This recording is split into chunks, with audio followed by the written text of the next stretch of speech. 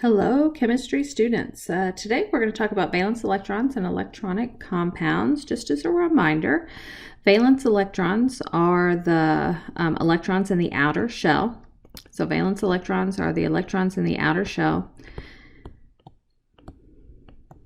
And the periodic table helps us to find quickly the valence shell electrons. So anything in group 1 has one valence shell electron. Again, group 2 has two valence shell electrons. And then we go to the on the periodic table, then we go to the transition metals. Those change, so we're not going to talk about those right now. And then we come back up to group 13. So this is group 13, then 14, 15, 16, 17, and finally group 18. These are the noble gases. This is the end of the periodic table.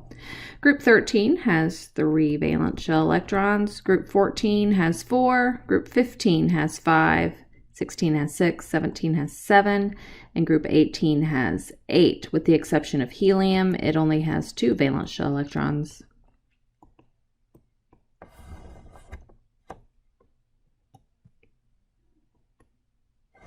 All right, so let's do an example. It says among the atoms of magnesium combine with atoms of fluorine to form a compound. Atoms of which of the following elements combine with atoms of fluorine in the same ratio?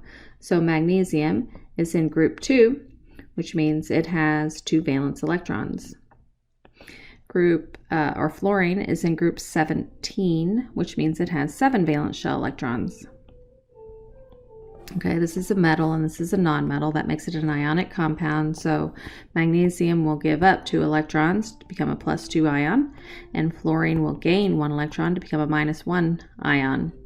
Now remember, when these combine to make a compound, they need to be a neutral charge, which means you need 2 fluorines to equal the charge of 1 magnesium. All right, so we'll have magnesium, fluoride, 2 fluorines. All right, so basically it's asking which of these metals right here will combine with fluorine in the same ratio. So we're looking for something that will form an ion that will form a +2 charge, because we need a 1:2 ratio here. 1 magnesium for every 2 fluorines, or one of these metals right here for every 2 fluorines. So lithium is in group 1. So it only has 1 valence shell electron. That won't work. Barium's in group 2. Aluminum is in group 13 and it has 3 valence shell electrons. Chlorine is in group 17, so it has 7 valence shell electrons. Neon is in group 18, so it has 8 valence shell electrons. The only one on here that has 2 valence shell electrons is barium. The rest won't work. So barium is the answer. All right, next question. It says sodium reacts with chlorine to form sodium chloride. Which of the following elements reacts with sodium to form an ionic compound in a 1:1 ratio, and why? So we need an ionic compound, which is a metal and a nonmetal. And it says here it needs to react with sodium, and sodium is our metal, so what we're looking for is a nonmetal. So we can eliminate anything in here that is not a nonmetal, and that would eliminate potassium and magnesium. So we're left with argon and bromine, and now we need to find out which one's going to do a 1:1 ratio. So we're looking for something. Sodium has a +1 charge, which means that our nonmetal has to have a -1 charge. All right, in order to do that, it needs to have 7 valence shell electrons, so it can gain 1 electron, +1 electron, and that'll make 8 valence electrons. That's very stable.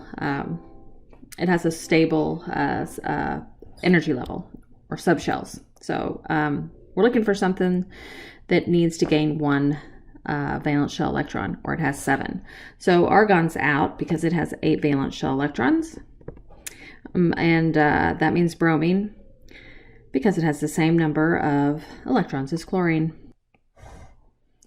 All right, next problem. It says the compound carbon tetrachloride is nonflammable and was once commonly used in fire extinguishers. On the basis of periodic properties, which of the following compounds can most likely be used as a fire-resistant chemical? So, periodic properties, basically elements that are in the same group, same column on the periodic table, typically react the same way because they have the same number of valence shell electrons. So we're looking for preferably something that's carbon or in group 14 and that is bound with 4 elements that are in group 17. All right, so chlorine, group 17, carbon, group 14. That would be ideal.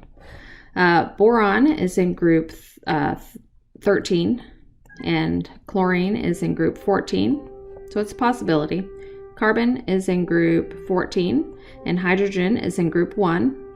Probably not.